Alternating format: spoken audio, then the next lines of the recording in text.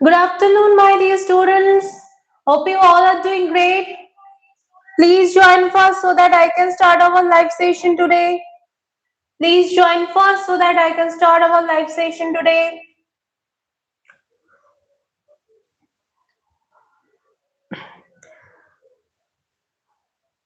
Today we will solve daily set 1 and set 2 in the year of 2020. Please join first so that I can start our live session today.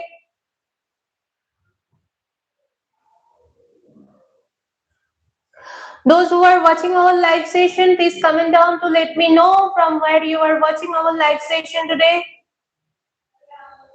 Those who are watching our live session, please comment down to let me know that where you are watching our live session today. Please join first. Please join first.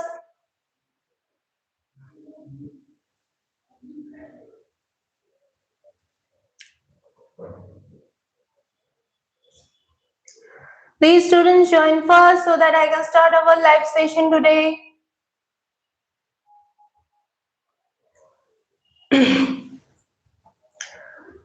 Shuman Shukla, hi ma'am. Hello Shuman, how are you?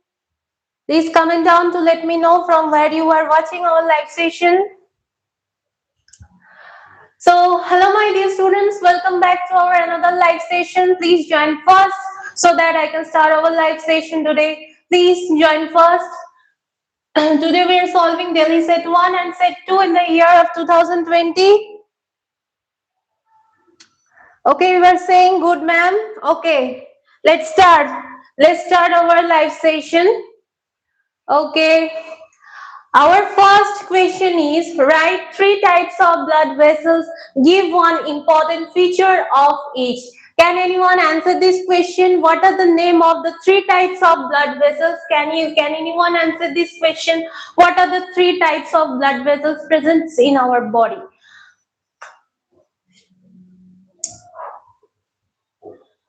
Please comment down to let me know. What are the 3 types of blood vessels that are present in our body? Hello Tanvi, how are you? Kumar Hussain. Hello, how are you? How's your preparation going on? Okay, so the 3 types of blood vessels are arteries, veins, and capillaries. You know what are arteries? Arteries are the blood vessels that carries oxygenated blood from the heart to throughout our body and throughout the every organs of our body. What the veins means? The veins carries deoxygenated blood from every organs to our heart. Okay, and the capillaries are some blood vessels. Okay, so the arteries and veins are divided into small arterioles and ventrioles, and their walls are very thin, so the nutrients, the gaseous substances, the hormones can easily diffuse from the thin membrane of the capillaries, and they also allows the nutrients, hormones, and gaseous substances inside our tissues. Okay, so let's write what are the 3 types of blood vessels. Okay, so let's write the answer. The 3 types of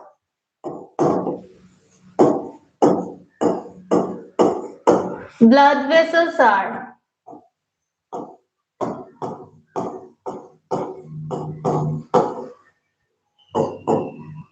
number one arteries, number 2 veins, number 3 capillaries. Okay, now what are arteries? Now what are arteries?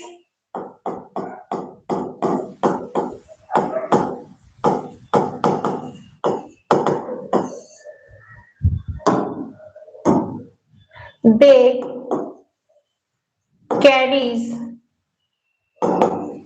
oxygenated blood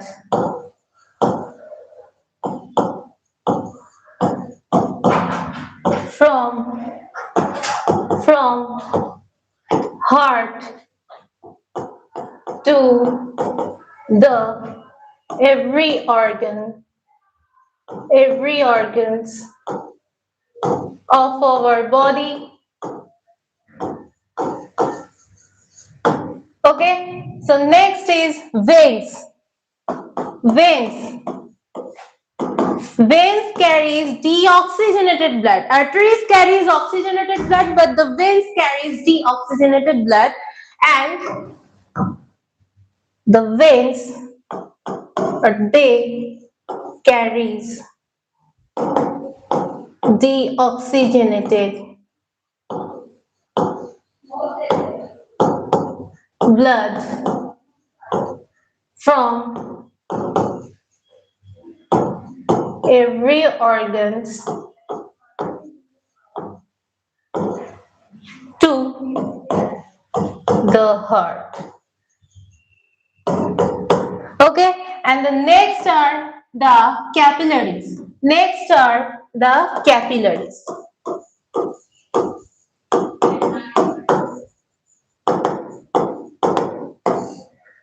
Capillaries are the arteries, and veins divided into small arterioles and ventrioles. The nutrients, gaseous substances,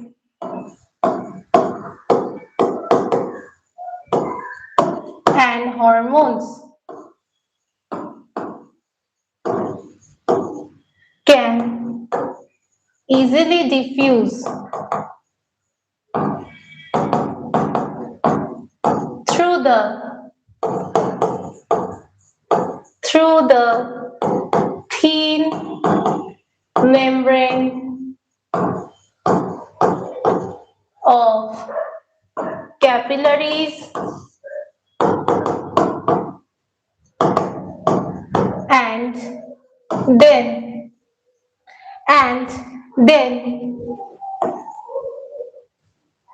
the capillaries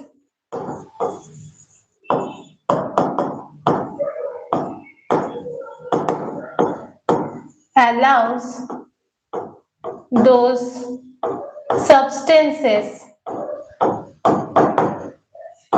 inside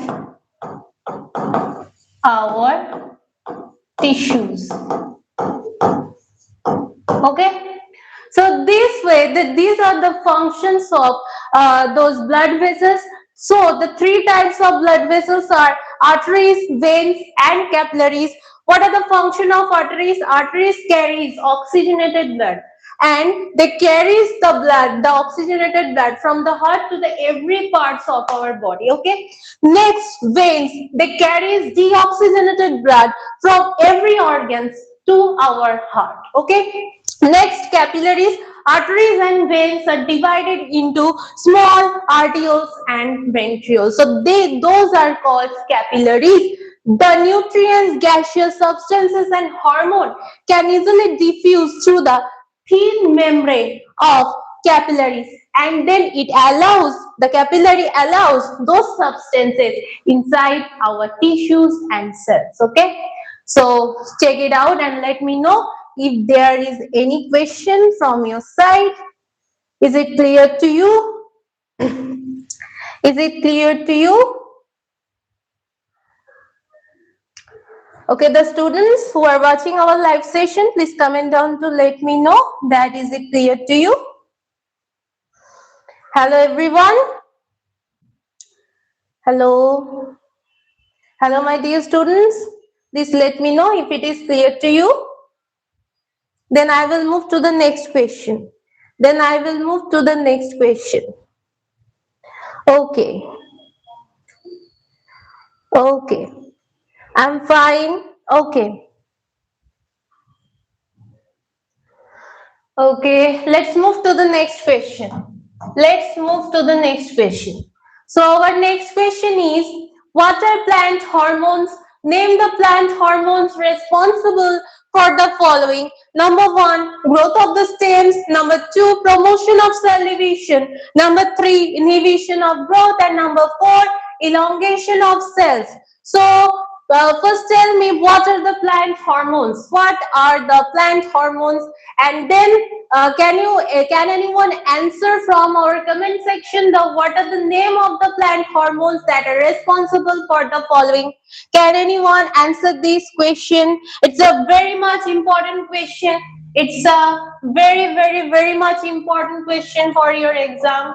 Can anyone answer this question? What is called plant hormones? Can anyone answer this question?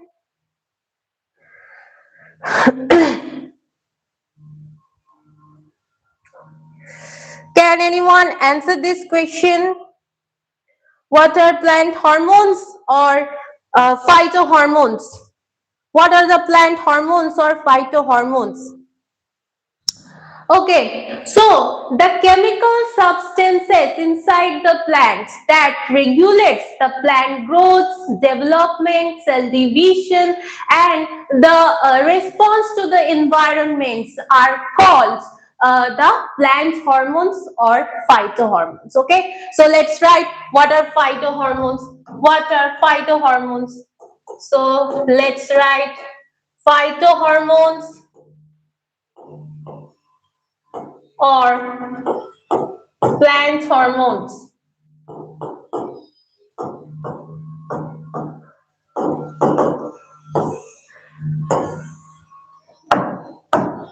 The chemical substance,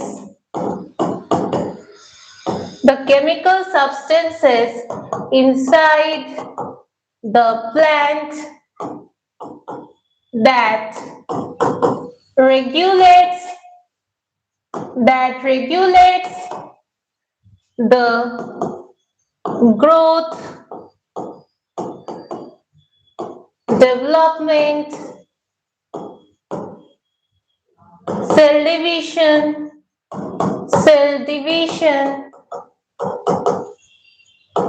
and response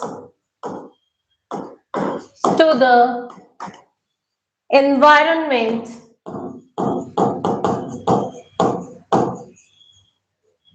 are called plant hormones or phytohormones.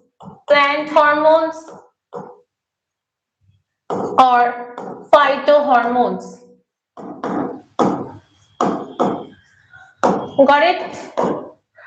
So, what are the phytohormones? The chemical substance, the specific chemical substances inside the plants that regulates their growth, development, their cell division, and response to the environment. Those specific chemical substances are called the plant hormones or the phytohormones. So you all know that plant hormones are of two types. What are they? They are growth promoting hormone and growth inhibiting hormone. What are the growth promoting hormone that promotes the growth of the plants? You all know the name of the growth promoting hormones are auxin, gibberellin, and cytokinin, and the growth inhibiting hormones are ethylene and abscisic acid. Okay, so there are some examples.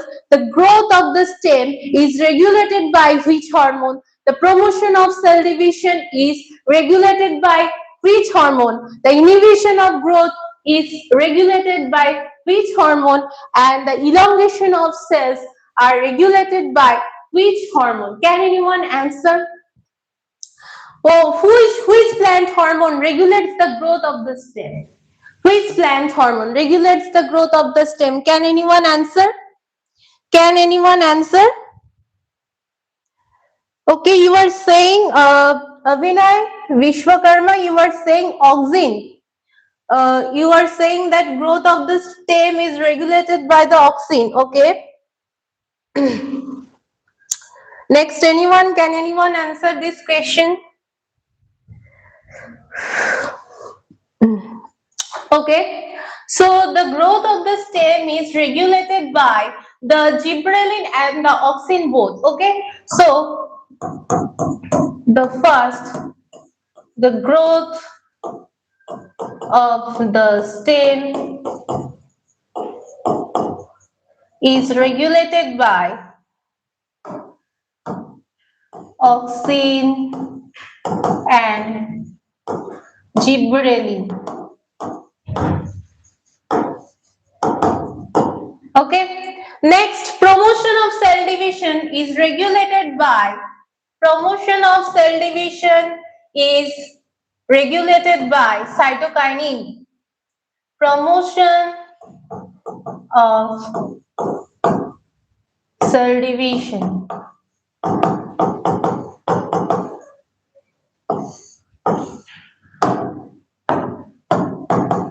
cytokinin. Okay. Next, inhibition of growth. Inhibition of growth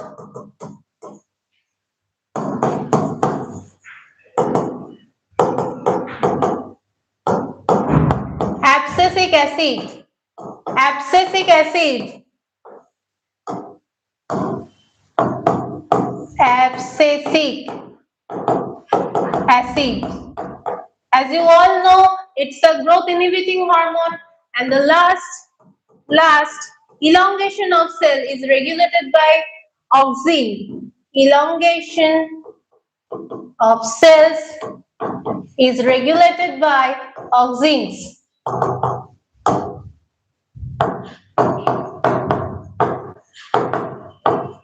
Okay.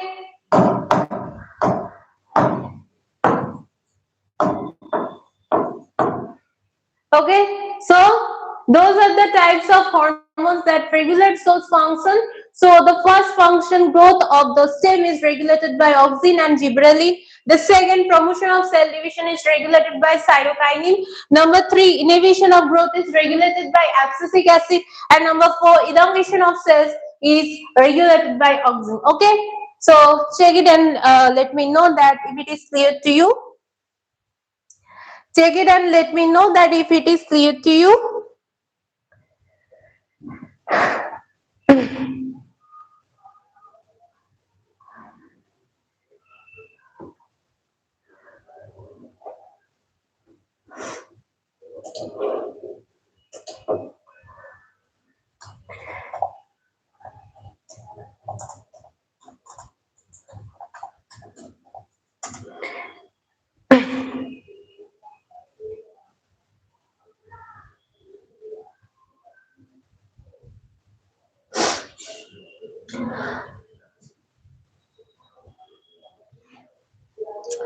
Okay, you are Abhinay Vishwakarma, you are saying, ma'am, ethylene function. Okay, ethylene inhibits the growth of the plants. Okay, it's a kind of growth inhibiting hormone and also helps to ripen the fruits. So it's a type of growth inhibiting hormone, and it acts opposite of cytokine. Okay, it acts opposite of cytokines. Let's write. The growth promoting hormones are growth promoting hormones, auxin,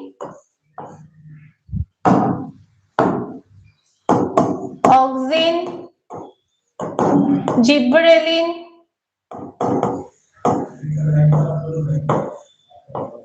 and cytokinin. And the growth inhibiting hormone is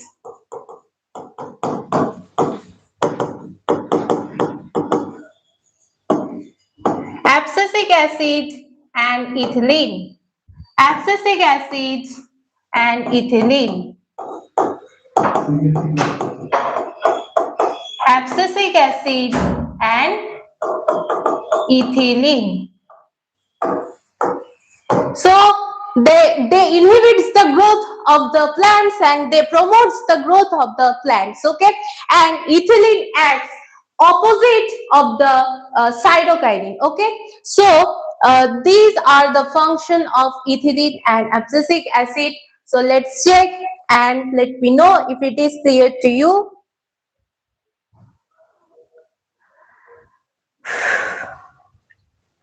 Okay, then I will move to the next question. I will move to the next question.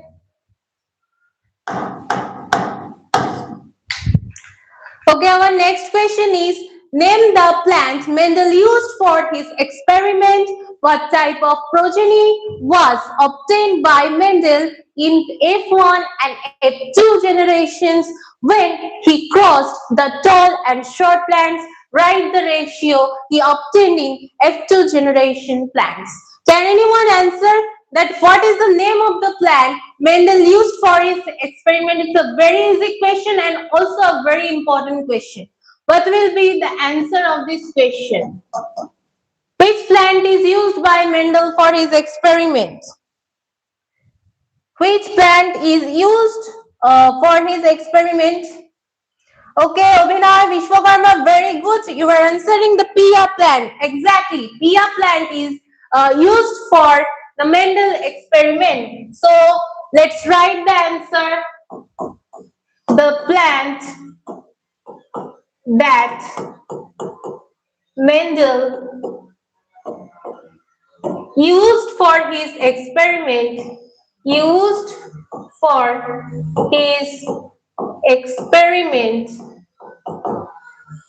called Pia plant. Okay. Now, what type of progeny was obtained by Mendel in F1 and F2 generation when he crossed the tall and short plants? Okay. Now let's write when Mendel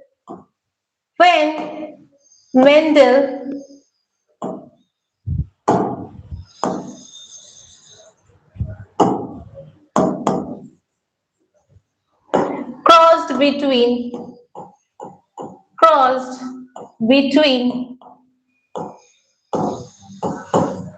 two pure opposite characters of Pia plants.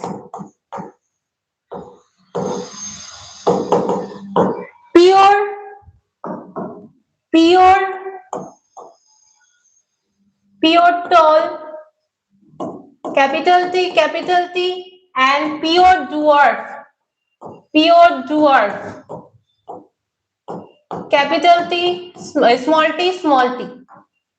Let's cross between them.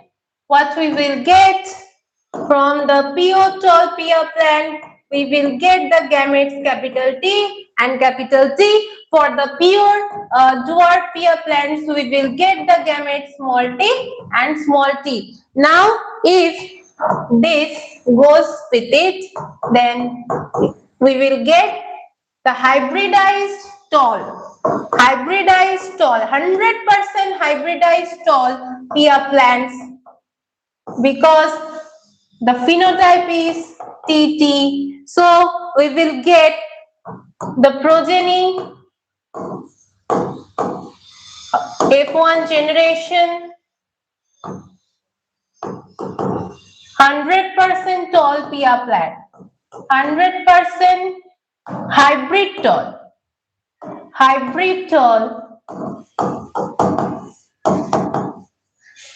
Pia plant.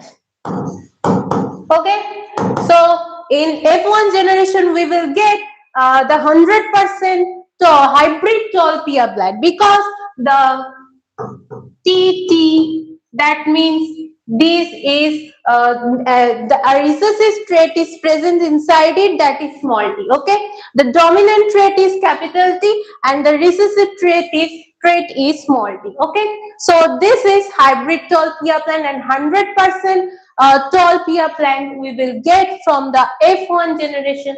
Then now what we will get from the F2 generation? What we will get from the F2 generation? Okay, now in F2 generation, if we cross, if we cross, if we cross between the F1 progeny, then we will get,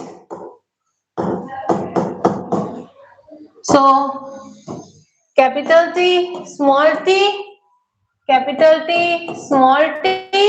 If we cross in between them, from them we will get the gamete capital T, small t, and from this we will get the gamete capital T, small t. Now from this capital T, pure tall pear plant, small t, capital T, small t, hybrid tall. Okay. Now capital T, small t, hybrid tall, and now small t, pure dwarf. Okay. So tall plants, tall plants 3, and the dwarf plants 1. So write the ratio we obtain in F2 plants. The ratio he obtains from F2 generation is 3:1. Okay. So the ratio is 3:1. Okay. Clear? Clear? Please let me know that if it is clear to you. Please comment down to let me know if it is clear to you.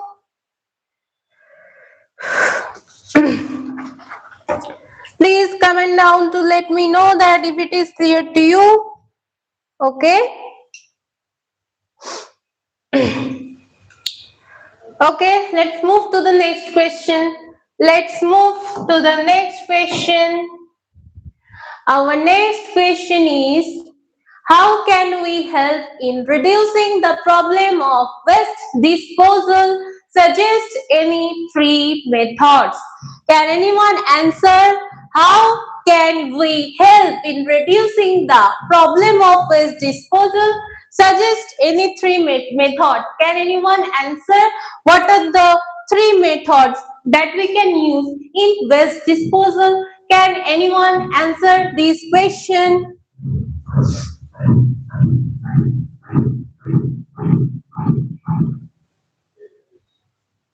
Okay, what is genotype? Genotype means a genetical difference between two plants, so two organisms, the genetical difference. Okay, so genotype actually leads our characteristics, or genotype, in the with the basis of genotypes, our characteristics are suggested. Okay, so genotypes means what is inside our genes. Okay, so genotype actually presents our characteristics, and what we see from outside is called phenotype. This is the difference between genotype and phenotype.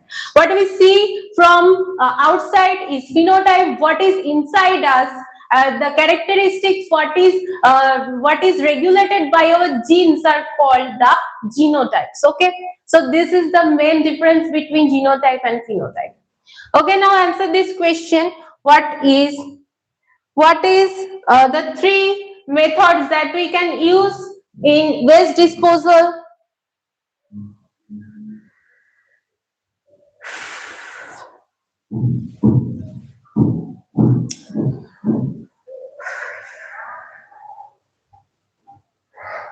Can anyone answer this question? What are the three methods that we can use for the waste disposal?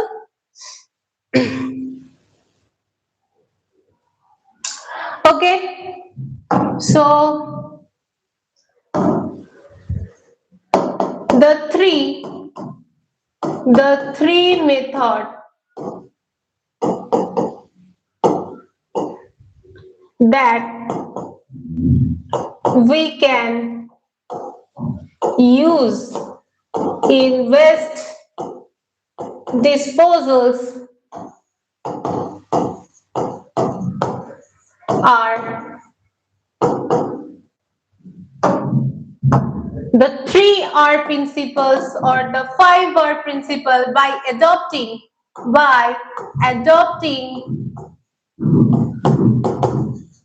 the 5R principles, that is reduce, reuse, recycling, refuse, and repurpose. Then number two, by segregating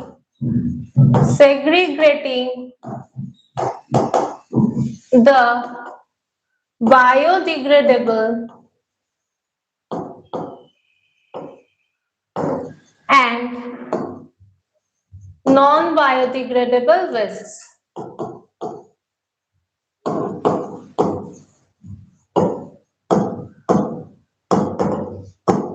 Okay, next, by converting organic wastes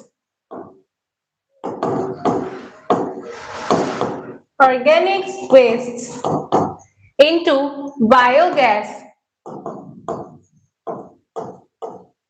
and rest we can use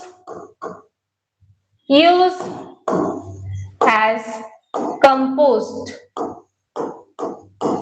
that will helps to increase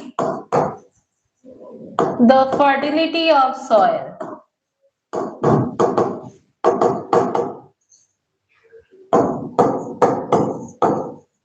Okay, so those are the three methods that we can use in waste disposal. Okay, so check it out and let me know that if it is clear to you.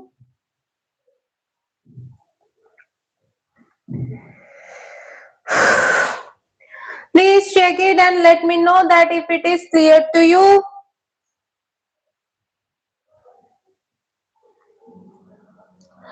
Okay, what is segregation? Segregation means separating the biodegradable and non-biodegradable wastes. Okay, so the biodegradable wastes are, you all know that the organic materials like the dead and decaying plant on animals' bodies, or the vegetables or fruit peels, the rotten vegetables or rotten fruits, or the rotten breads. Those are called the biodegradable wastes, and the non-biodegradable wastes are metals, then plastic bags. Those are the non-biodegradable components. So we have to separate them so that we can dispose them very easily. Okay, so those are the three ways, the three methods that we can use in waste disposal. Okay, let's move to the next question.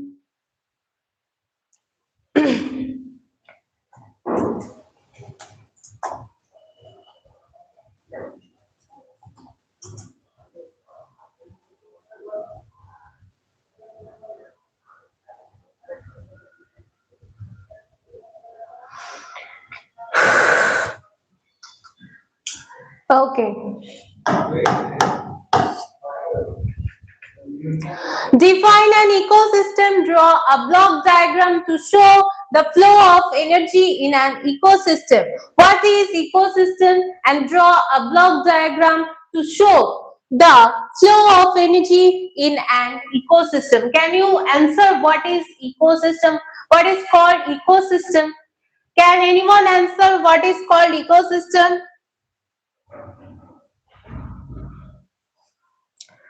Okay, happy birthday Bhumika. I hope your preparation is going well. Thanks for watching our live session. Best of luck Bhumika for your exam. Okay, so what is ecosystem? Ecosystem is the interaction between us and the environment. Okay, so the ecosystem means the biotic and abiotic substances that are present inside the environment. They depends on the environment. So the interaction between every biotic and non-abiotic components with the environment is called the ecosystem. Okay, so let's write what is ecosystem. Ecosystem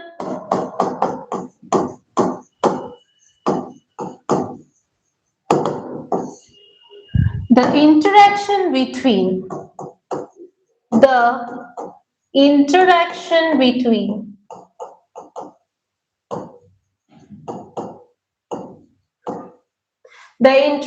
between every biotic and abiotic component with the environment is called ecosystem. Okay,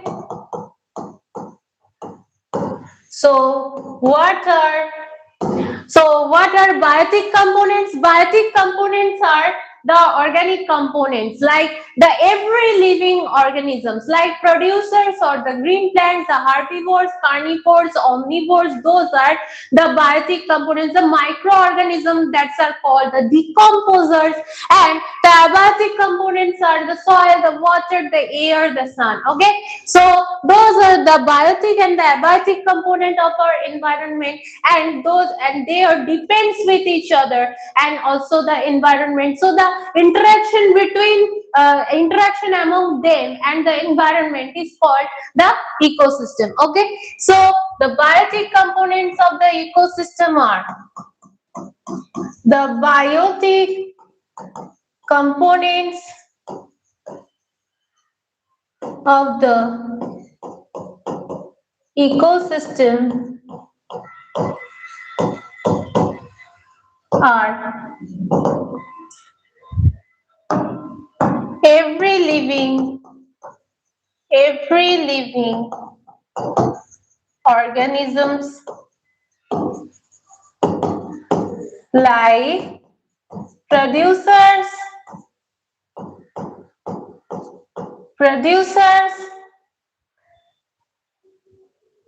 primary consumers, or carnivores or herbivores. Carnivores,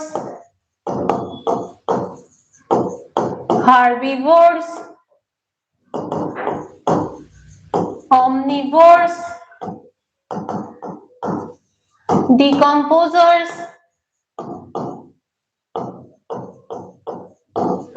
and the abiotic components are abiotic components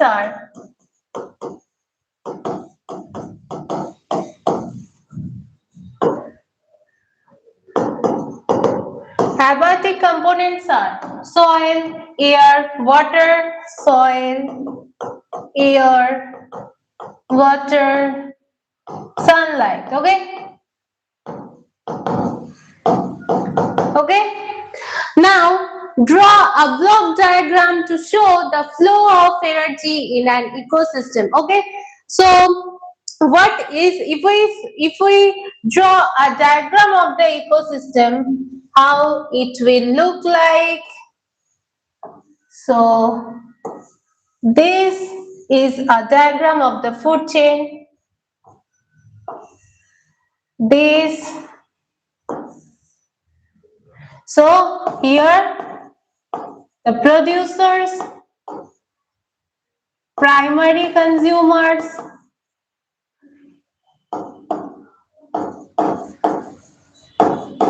secondary consumers,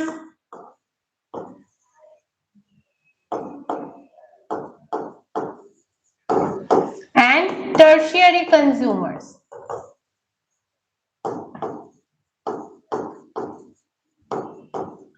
Okay, so this is a food chain where at the bottom of the food chain we can see the producers are present, and then the primary consumer, those are known as the herbivores, and the secondary and the tertiary consumers are known as the carnivores and omnivores. Okay, so this is a diagram of a food chain. This is a diagram of a food chain. Now what the draw a block diagram to show the flow of the energy. So the flow of the energy is unidirectional. As you know, in the food chain, the flow of the energy is unidirectional. That only moves to a single direction, from producers to primary consumers to secondary consumers, and the secondary consumers to tertiary consumers. So the flow of the energy is unidirectional. So what we will get from this diagram, that the flow of the energy is unidirectional. Okay, so the flow of the energy is unidirectional, that moves only to the single way. Okay, that moves only to a single direction.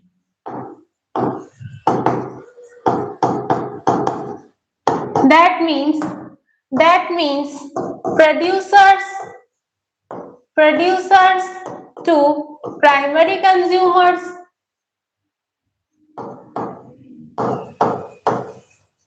primary consumers to secondary consumers,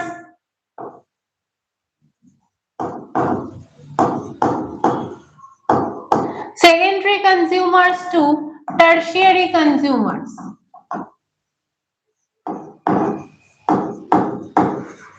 Okay, so the energy flow is unidirectional, and what the other case that we can find in this food chain, that we all know about the Lindemann's 10% law of energy transfer. The every 10% of energy will move to the upper tropic level. Okay, so every 10% of energy will move to the upper tropic level. That means if it in the base, if we get 10,000% joule of energy, then primary consumer will get 1,000 joule of energy, the secondary consumer will get 100 joule of energy, and the tertiary consumers will get 10 joule of energy. Okay, so the 10% law of energy, the 10% law of energy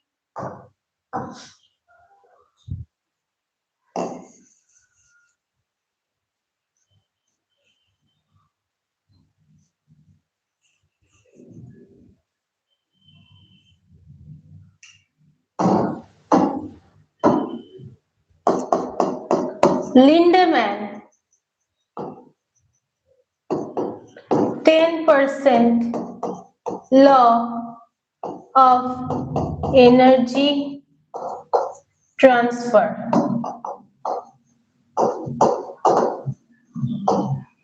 Okay,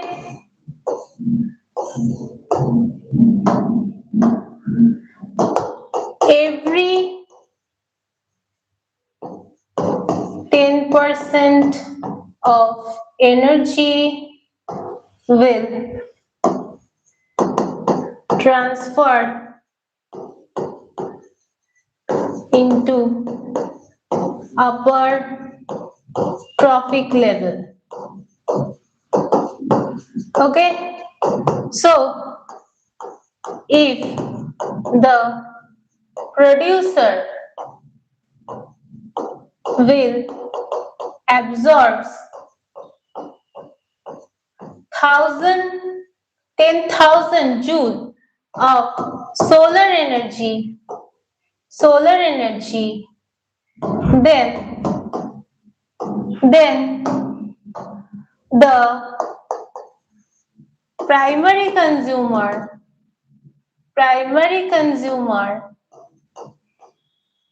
will get 1,000%, 1,000 joule of solar energy. Secondary consumer will get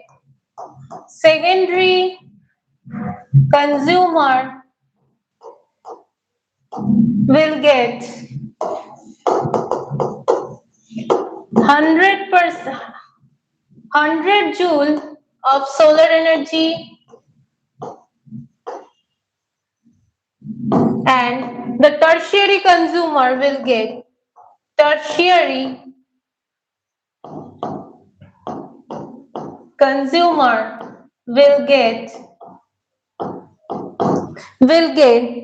joule of solar energy. Okay, so this is the answer. Please check it and let me know if it is clear to you.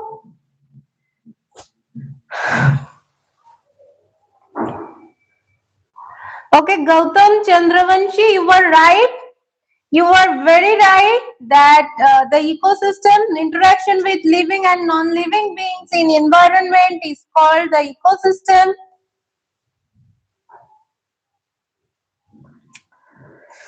Okay. Please comment down to let me know if it is clear to you.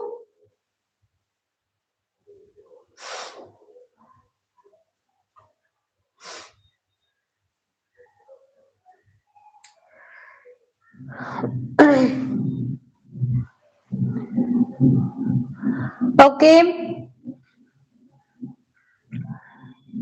Amar Prajapati were saying कोई बताओ कितने बारे से class चल रही है. Okay, this class is starting from 3 p.m. Okay, so let's move to the next question.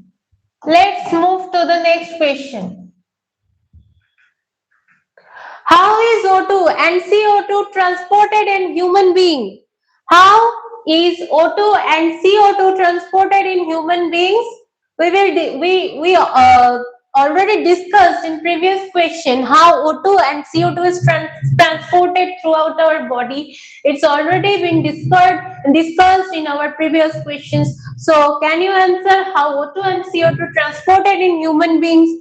How O2 and CO2 transported in human beings? Okay. Can anyone answer how O2 and CO2 is transported in human beings?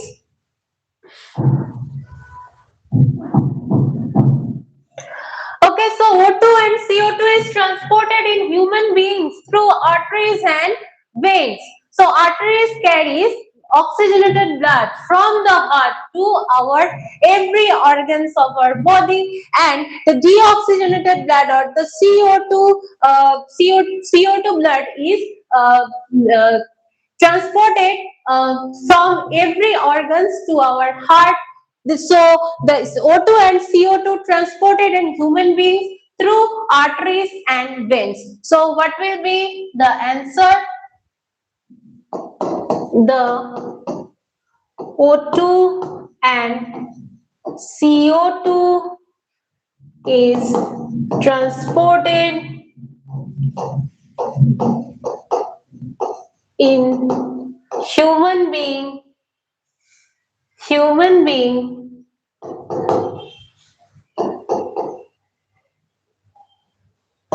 through arteries and veins. Okay. So we are already discussed that arteries carry oxygenated blood, oxygenated blood from heart to the organs of our body.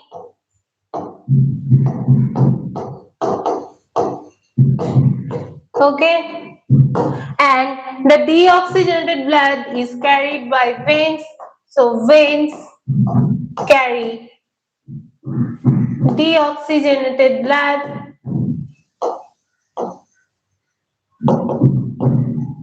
deoxygenated blood from organs to our heart. Okay, so this way O2 and CO2 transported in human beings. Okay.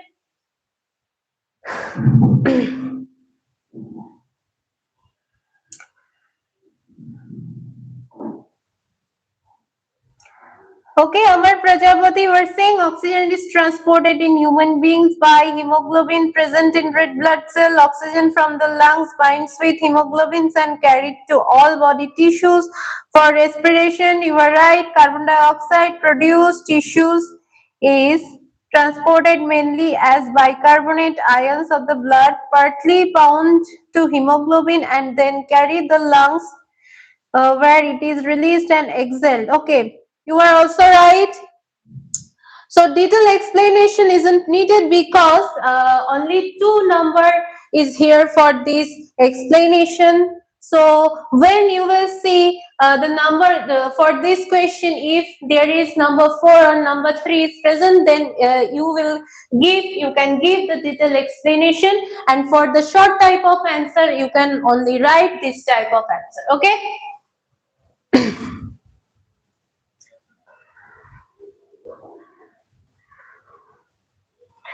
Okay, let's move to the next question.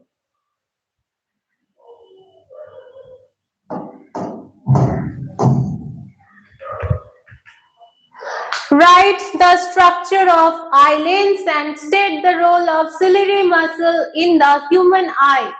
What is the structure of eyelids and state the role of ciliary muscle in the human eye?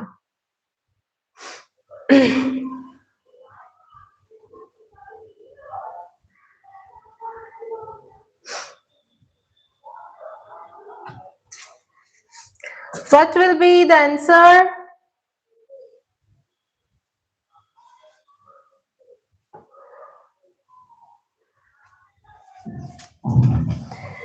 Do you know which type of lens is our eyelids? Which type of lens? Concave lens or convex lens? Which type of lens is our eye lens? Can anyone answer which type of eye lens? Okay, Amar Prajapati, we're saying ciliary muscles help in changing the shape and the focal length of the eye. Of the eye lens, enabling the eye to focus on near and distant object accommodation. You are absolutely right. So Amar Prajapati is absolutely right. And the first question is, write the structure of eyelids and state the structure of eyelids. What is the structure of eyelids? What is the structure of eyelids? Okay, can you say what is the structure of the eyelids? Which type of lens is our eyelids? Concave or convex lens?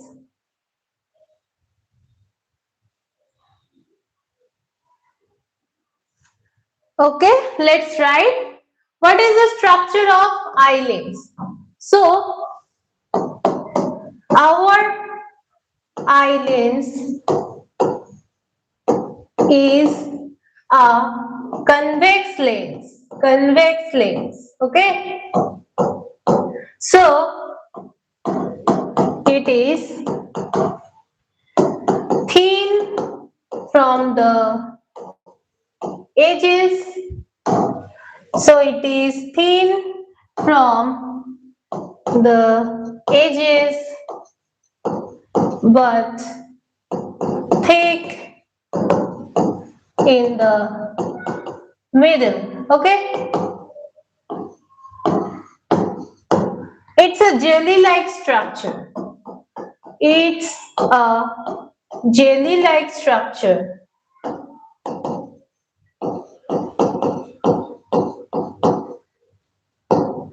Okay, so what is the structure of the islands is it's a convex lens. Okay, it's a convex lens, and it's thin from the edges but thick in the middle. As you all know, the structure of the convex lens is this.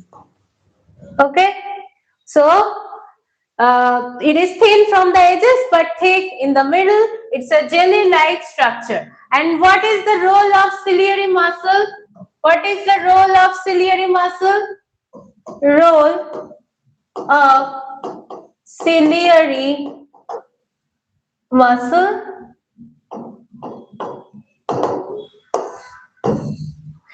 It, first of all, it helps to regulate the flow of aqueous humor, and number two, it also helps to regulate the shape of the lens so that we can focus on an object from different directions.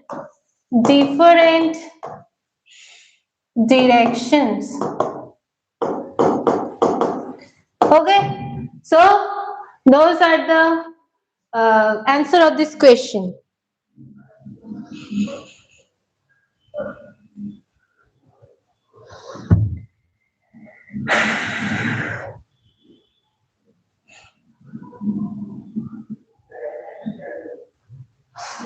Okay.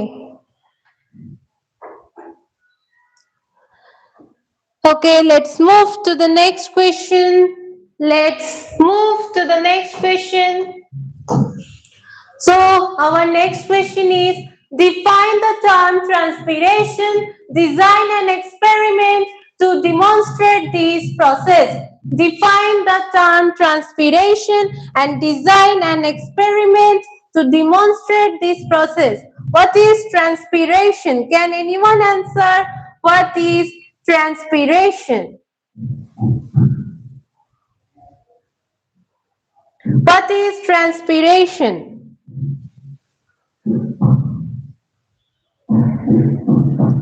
Can anyone answer what is transpiration?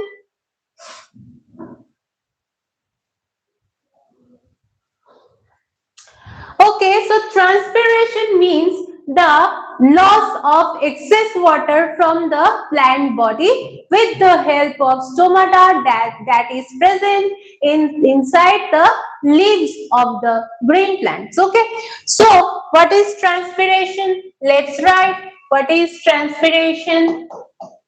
Transpiration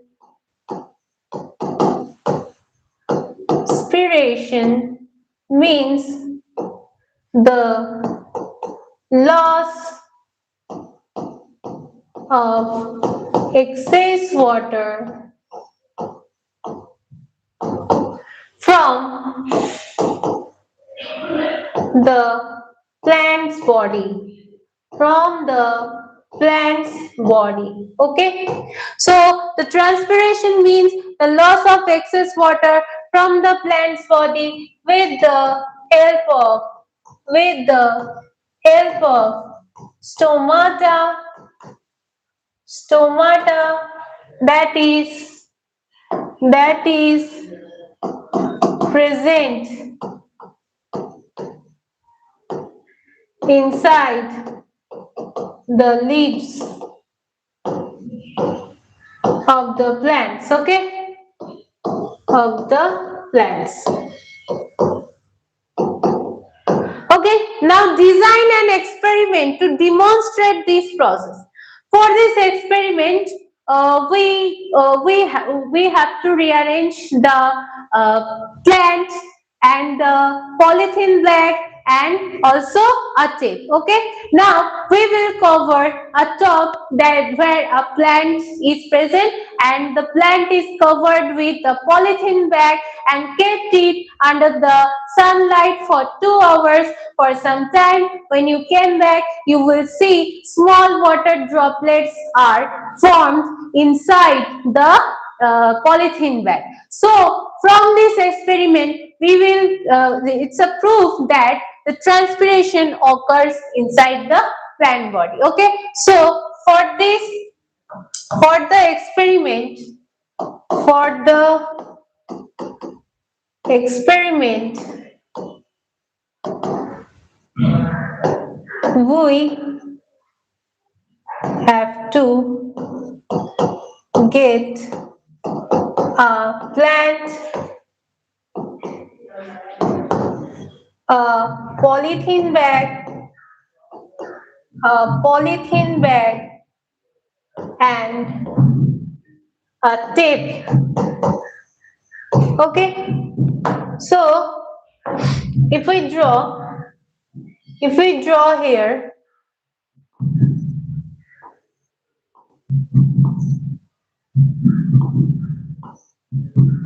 so a green plant, a green plant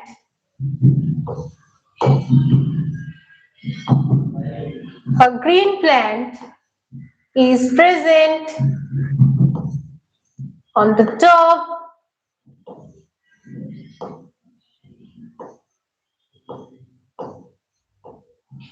so we have to cover the green plant with polythene bag and kept it under the sunlight. Okay, kept it under the sunlight. So we will see small droplets of water is formed inside the polythene bag, and from this experiment we will conclude that transpirations occur inside the plant body. Okay, so now we have to cover the the plant body with the polythene bag.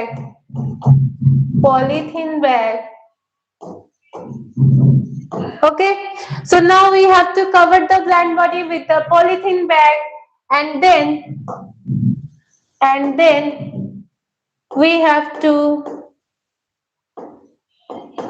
keep it under the sunlight for 2 hours. Okay, now when you will return,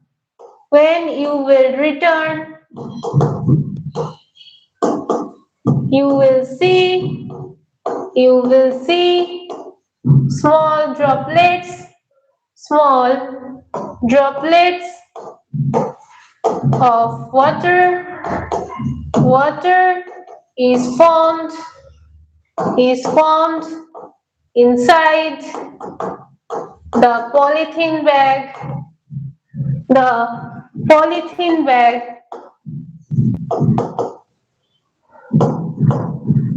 So from this experiment we will conclude, from this experiment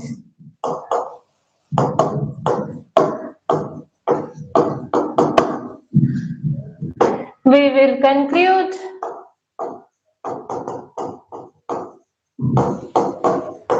that transpiration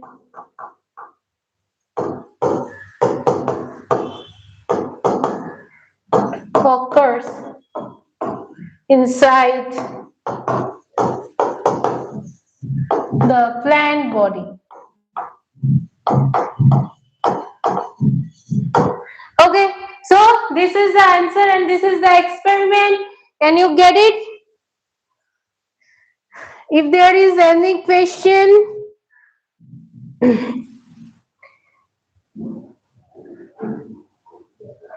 please let me know.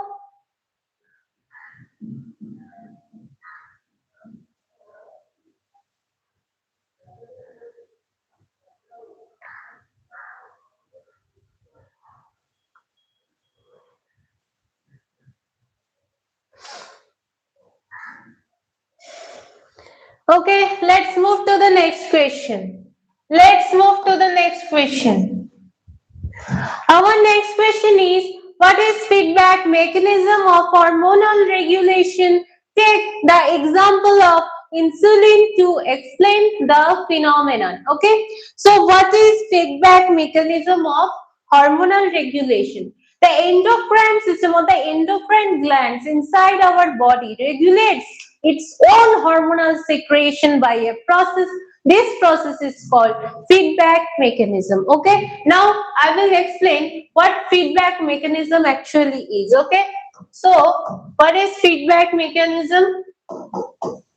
The endocrine glands inside our body regulates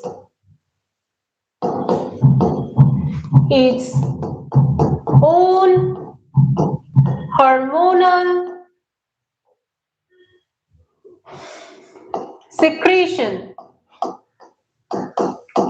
by a process that is called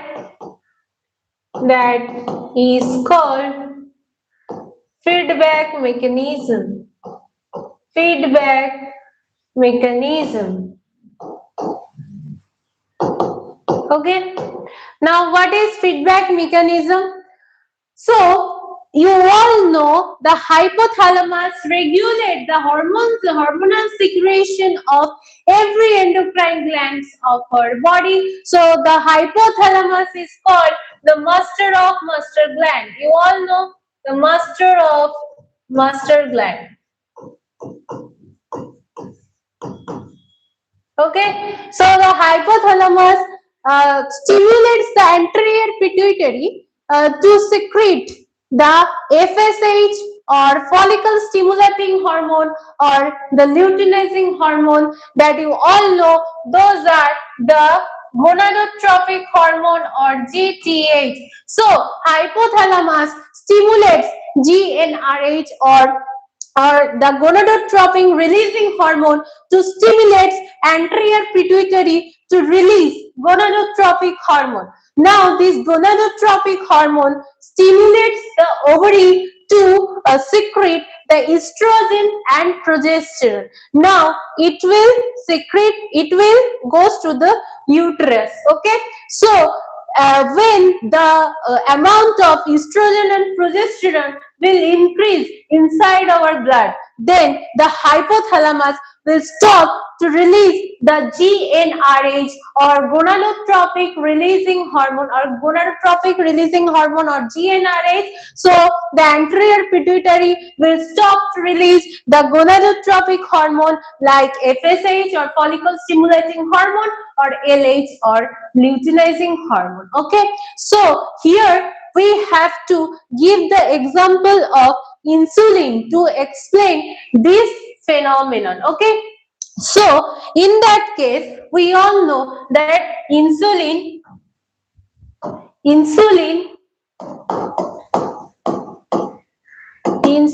is secreted from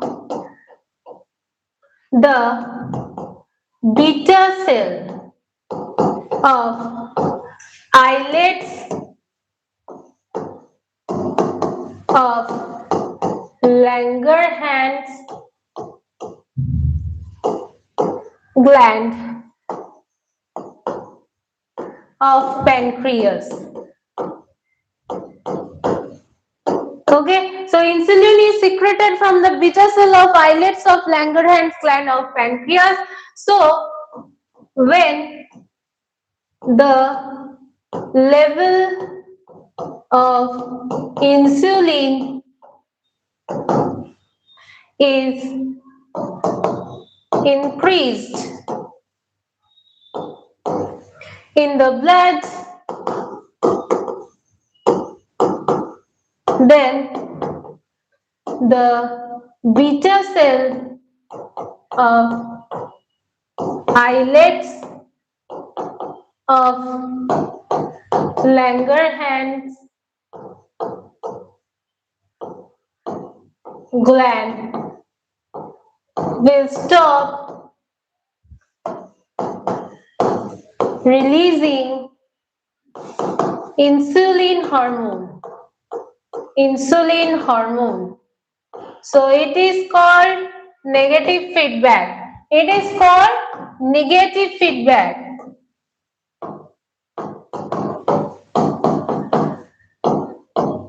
Okay? And when the opposite case is happen, but when the level of insulin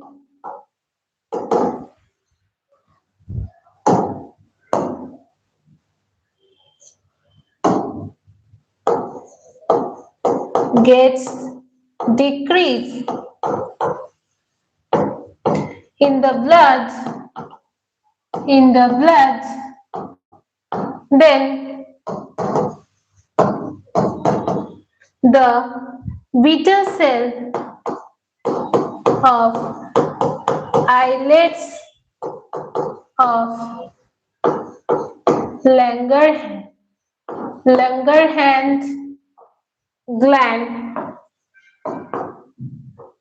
will start to secrete insulin,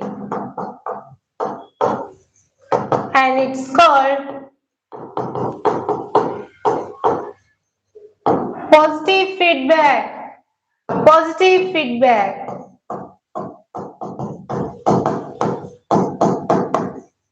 Okay, so this is feedback control of the hormone. Okay, do you understand? Do you understand?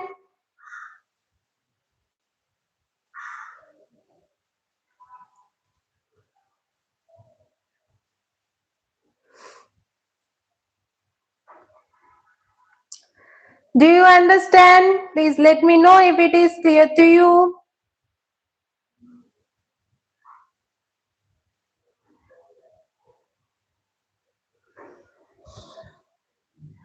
Okay, my dear students, that's all for today, and best of luck for your upcoming examination. Have a nice time. Best of luck.